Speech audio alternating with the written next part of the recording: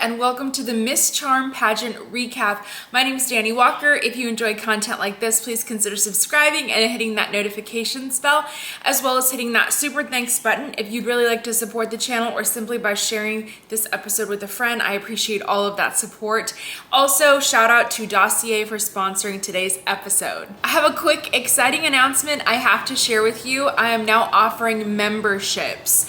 I'm doing this because I often edit out a lot of the recaps that you see on the channel, and I do that for time's sake. I don't like to release episodes that are close to an hour long every single week because I know not everybody wants to see an episode that long. So for those of you who are interested in more commentary and you want to see the stuff that I normally delete out of episodes, that's where memberships come in. And I do want to reassure you that that doesn't mean that there will be any less in my recaps that already exist. So there are going to be no changes to the current episodes.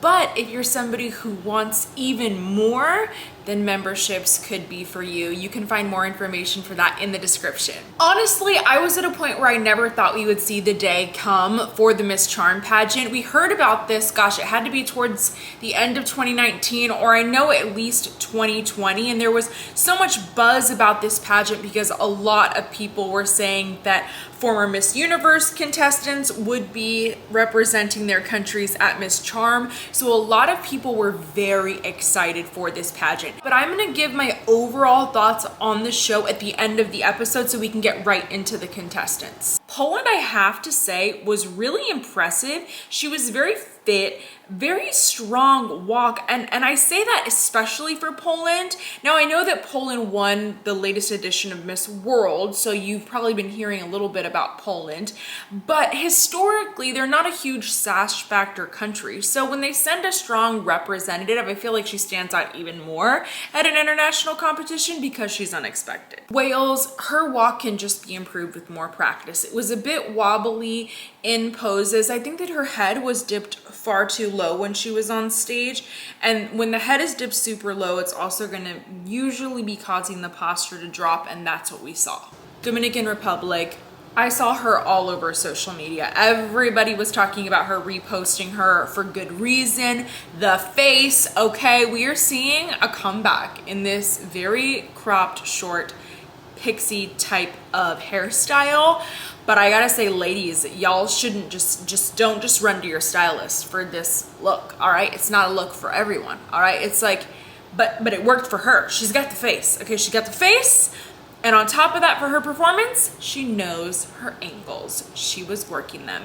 Really, really sassy performance that I enjoyed. Hi friend, I'm taking a quick pause to mention the sponsor of today's episode, Dossier. They offer designer-inspired scents that range from $29 to $59. They're always adding new scents to their collections that customers are requesting, so if there's something that they don't have that you're interested in, reach out. Every day I wear one of their designer-inspired scents, but they recently launched a genderless collection that is all their own, so unique scents that I'm very excited about.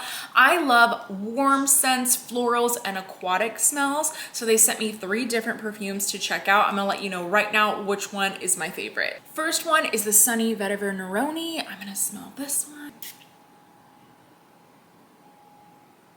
Ooh, okay, this one smells quite a bit more earthy, and they're so right. This is actually quite genderless. They nailed that. Anyone can wear this. Now we have caramelized lavender and hazelnut.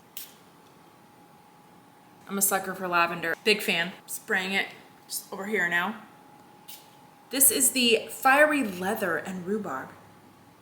Oh my gosh, this just smells like I walked into a really, really cute boutique in a downtown area while I was just browsing and enjoying my day after having a fantastic cup of curated herbal tea. Wow, this really took me back to some memories that I've yet to create. Oh my gosh. Out of these, for me, caramelized lavender and hazelnut. If you've never tried them, Dossier has a 20% off welcome offer that you can stack with my coupon code that I am going to list below. They also have a new payment method that lets you earn store credit. Select catch at the last step of checkout and you will earn $10 on a bonus credit, and then you'll be rewarded with 10% store credit on every order. If you know me, you know that I love sustainable brands. So Dossier recently stopped giving out their plastic samples. You can get a full order of their perfume, test it, and if you are unhappy for whatever reason within 30 days, you can return that perfume, no risk involved. Their bottles are made out of glass, and they've also created a donations program. So once you're done, you can send it back to Dossier and they will donate it to a charity. These perfumes are vegan, cruelty-free, and use only clean ingredients, which I love. Portugal, I love the hair. I felt that the turn was a little bit messy, and here's one of those things, ladies, when you're deciding, do I turn, do I not turn? If you cannot nail a turn 100% of the time, very consistently, then don't do it at your competition because it's not helping you at all. It's just hurting you. A turn doesn't do much for you if you don't look fantastic in it. Keep it in mind. South Africa. I'm very excited to see Luyanda here because I followed her journey to Miss South Africa this past year. I was really excited for her and I just wanted to see more of her. So I love that she's getting this chance to represent South Africa internationally. I think, wow, her walk improved so much for Miss South Africa. And I would say that probably because South Africa, their national pageant isn't really like walk forward, as I guess I could put it. Like, that's not their emphasis, is the walk. The emphasis there is much more their speaking abilities, their interviewing abilities, and then also their onstage question skills. And so it's a very different emphasis on their prep. And so sometimes it could be, you know, hit or miss with the walk when you go to another level. But I think that she did so well, and gosh, she facially stands out on stage. That is one thing about her. And so I just loved it. Loved it. Argentina, great performance, stunning face, I have to add, okay? But I really don't feel like this hairstyle was helping her at all. It's cute for another event, but I just really wish she would have gone with different styling for her on-stage competition. I'm also gonna mention I haven't seen the results for finals, so none of the show. I saw a quick picture of the winner, but I on purpose did not commit that to memory so that I can watch finals with a really fresh take, but I can't find the link to it on YouTube. So you have a link to finals, please send it to me on Instagram, DM me at Dani Walker. Chile was really pretty on stage, but I think that the walk could be better. Korea, that clip from TikTok, that "Oh, who is she" little audio clip is what played in my head. The moment I saw her, she needs to go to another competition if she has not already done that. Beautiful, so beautiful, great walk. I would just relax the right hand. She was holding quite a bit of tension in it. And then I would just soften the tone of the red lip for swim. Bolivia was very fit, but I really think that the walk needs to be strengthened because she looks a little bit wobbly. And some of that, honestly, it's just coming from practice, from repetition. Cambodia, my note, go to Miss Universe. Just go, okay? The confidence, the walk, the facials, she was really giving me those Miss Universe swim vibes. At this point in the show, she was my highest swimsuit score.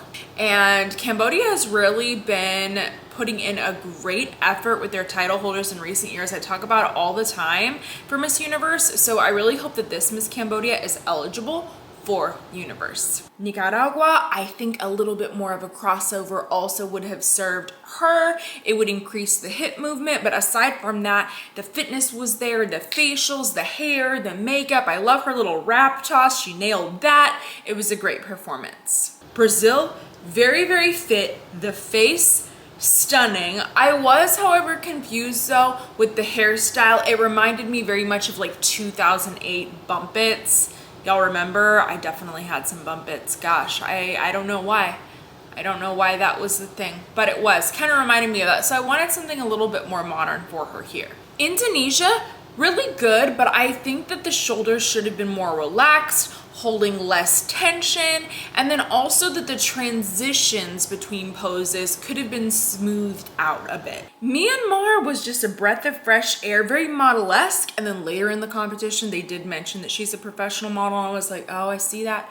I see that you definitely have worked the runway before. Venezuela nailed this. My only critique is hold the end pose just a second longer. She really reminded me though of Miss Dominican Republic this year at Universe because Dominican Republic this year wore a lavender interview outfit with her hair in a similar ponytail. So it was giving me that vibe. Pakistan really surprised me.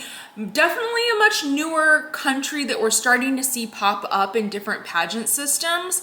And she really surprised me, but I do think that a little bit more facial engagement, a little more facial expression changes really would have taken this performance to the next level, because outside of that, she was very beautiful and did a great job. Costa Rica was just gorgeous. Oh my goodness, that eye makeup, she really nailed that doe eye look.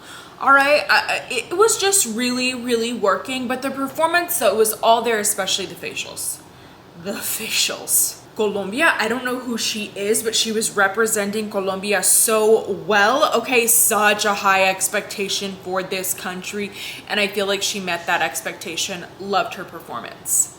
Vietnam, I don't know if they chose these swimsuits, but she almost looked naked for a second when she walked on stage. So I would have suggested a different swimsuit color. Aside from that though, good performance. I wish that the transitions were not as abrupt between her poses. Philippines. So I watched her compete at Miss Universe Philippines, where she placed in the top 5, and I think that she was a great surprise to a lot of people. She worked really, really hard, and she made it to that top 5. Not easy to do, but I don't know what happened. I don't know if she has different preparation or different coaching for this. I don't know if there were nerves. I just really felt like her performances at Miss Universe Philippines were so much stronger, and I don't know why that is. It has to be due to some type of preparation or lack of preparation, but the facials were there, so she still did a good job for swim. Ukraine, really good, but I really wanted her to relax the mouth. We don't want extra tension in our mouth when we're on stage. Puerto Rico, stunning, first of all. Okay, that dark hair with the swimsuit. Ooh, so well matched. I don't know if the contestants got to pick these colors. Also, I'll say the suits are pretty cute, right? I thought that they were fun. They looked great on everybody. So with her, great performance, but there was this moment where she had this fun little smirk going on at the end of the runway. I wanted to either see more of that or more of her smile on stage. It just started to come across as so harsh. When she just like didn't change the expression at all, didn't smile at all. Thailand, do I know her? Or does she remind me of someone? Let me know in the comments. Has she competed somewhere else? I wasn't sure. I think that the direction of her feet when she walks can be straightened a little bit more. That's gonna help the entire coordination of the walk for her. And then also I just wanted her to move that hair from the face. So another really important note for all contestants. Moving right along to evening gown in no particular order. Argentina, I really wanted a hair change for her. Oh my goodness, so beautiful, great performance, really beautiful gown. I do also wish that the tone of the gown was a little bit different. I think that those cool silver tones were starting to wash her out. So I actually wish they would have put her in a gold as a warmer tone, or really lean into those cool tones and make it more purposeful with a lighter blue. Ooh, maybe even like a mint green would have been really beautiful on her. That could have been really pretty. Cambodia, beautiful. I just wish that they had transitioned the blues a little bit more on this gown. So instead of just having the mirrors, which is very eye-catching and stunning on stage, throwing in some small stones in between to make that ombre a little bit softer instead of that more harsh cut that we saw towards her waist. I think she needed more stones. Also, when she exited, she had both arms up, which I thought was very unnecessary for the performance, but still though, she did a great job performance-wise. I'm just being nitpicky about how wardrobe comes across on stage. Korea, great gown on her, very va-va-voom, okay? Beautifully styled. They mentioned she's a model and I was like, that makes sense.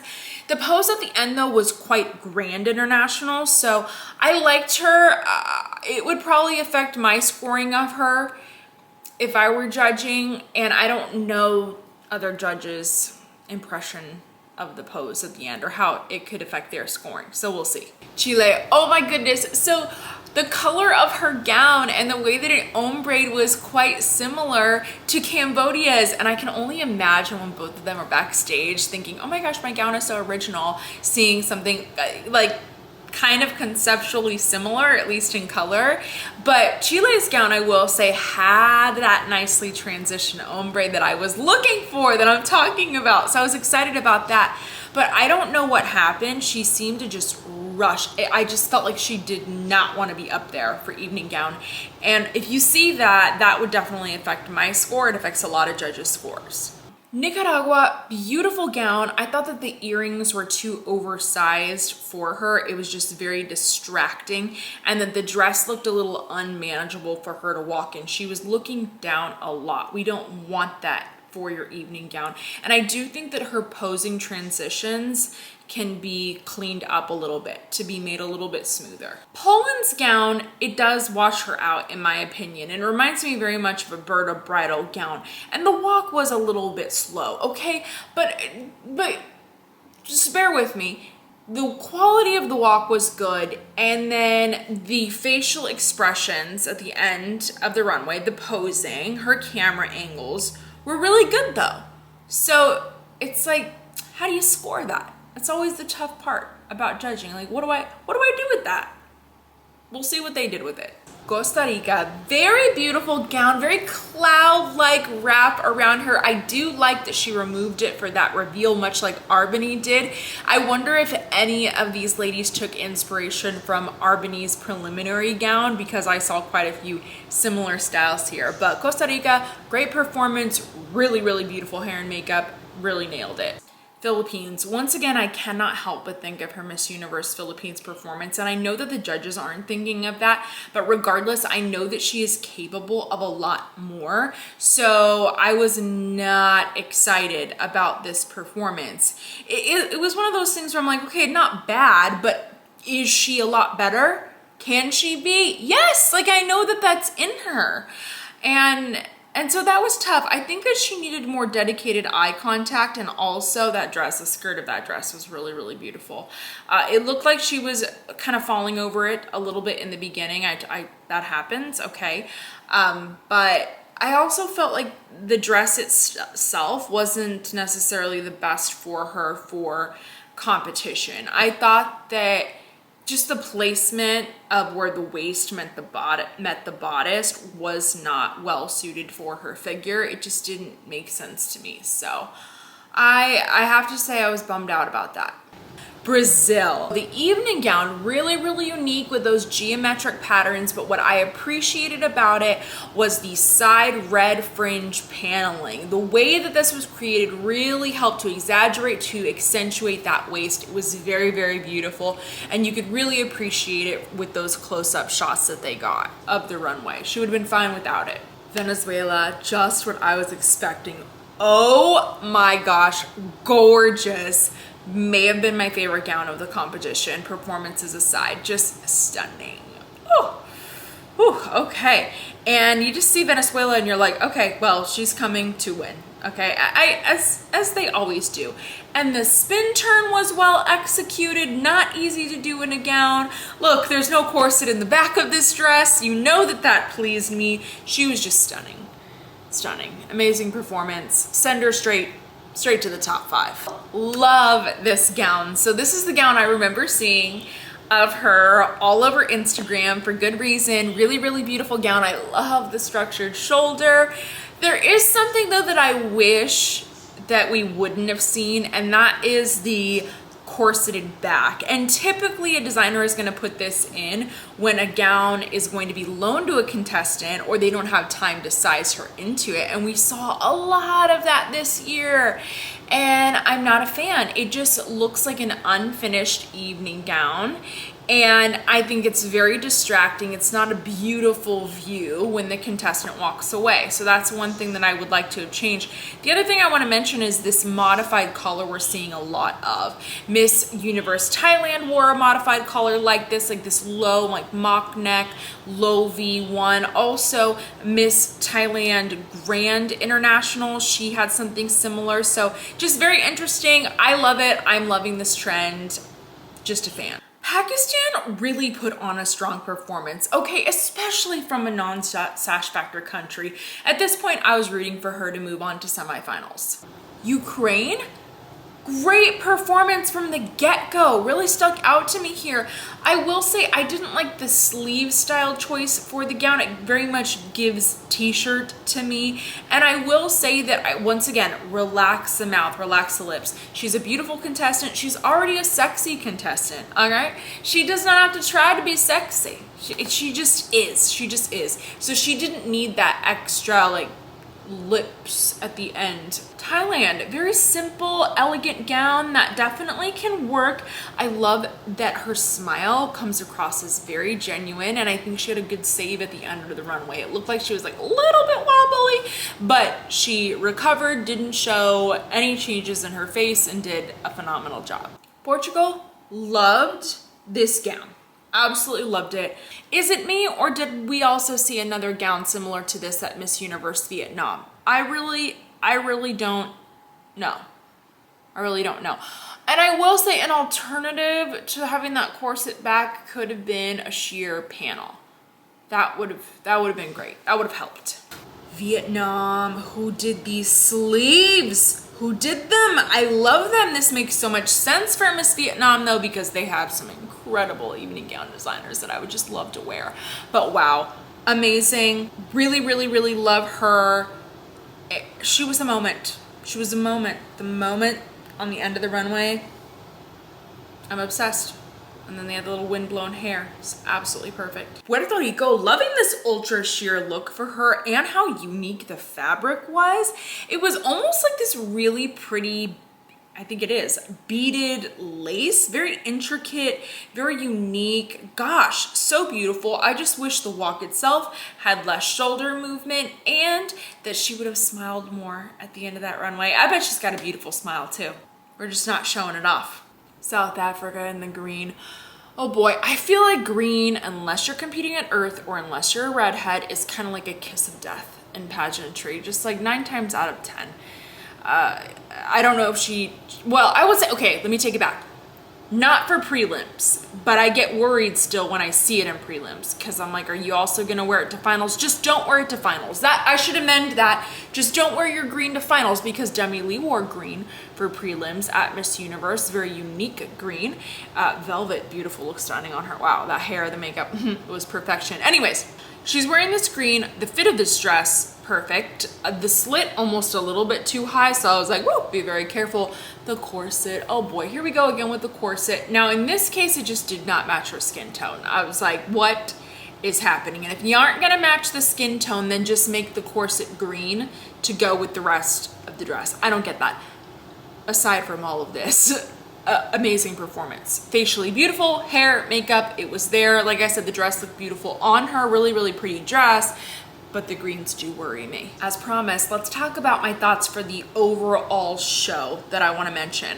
All right, so this show setting a precedent. There were some things that I feel like they did really, really right, well done, and then there was some things that I feel that could be improved for production in the future. So first of all, let's talk about their goal of promoting cultural and educational exchanges between countries. Love that, quite unique for them. Branding is very important. You have to make yourself distinct as a pageant that wants to be on the international stage, that wants to be large, which is what I assume that they're trying to do. I like that we got to see video clips at the opening of prelims. We got to see the ladies doing activities like golfing, going to the spa, having experiences trying different Vietnamese cuisine. That was absolutely lovely. This year they had 38 contestants, and I know that's a much smaller number than what we see at, for example, Miss Universe or Miss World, where there could be 80 to 100 contestants potentially, okay? But just keep in mind this is the first time. There are a lot of expenses that go into this. These ladies probably don't have the same amount of support, especially of sponsors or from their organizations, that contestants competing at Miss Universe, Miss World, Miss International, Miss Grand International would have. So let's keep that in mind. So that's probably equating to those lower contestant numbers. Now, from a contestant standpoint, ladies, this could be a great option for many of you who, like, even if you have those ambitions of Miss Universe, Miss World, whatever it is, this could be a great organization first to get involved in, because there's going to be what we would say a lower entrance barrier. The expectation for performances, wardrobe, hair, makeup, things like that isn't quite as high yet as it is for the other international pageants. So it could potentially be quite a bit more affordable to compete at a system like this if you are going to be funding things yourself. Also, with less contestants, there's a higher percentage, a higher chance that you will be their next title holder. Makes sense, right? You have a much better chance in a pool of 38 than you would of 90. I want to mention staging. I think they did a fantastic job here, and especially with the venue that they chose and how they placed people in the audience and how they filled it, because that can be something very tough for a new organization, because a lot of times you just don't know how many people are going to show up. So the way that they balanced the staging, the lighting, all of that, and the look of the audience to ensure that this pageant looked like it was full, that there was a room full of people and not like, okay, 10 people showed up to this pageant. Like the way that they did that and how they filmed it was brilliant. It was brilliant, because I have seen some pageants broadcast online and they'll show an empty audience. I'm like, why would you ever have a clip of an empty audience? That's not going to encourage people to go. It's like the same reason why they have seat fillers at big award shows, is because you want this to look like some huge event that everybody wants to get into, okay? So it's marketing, it's branding, and the way that they did this was great.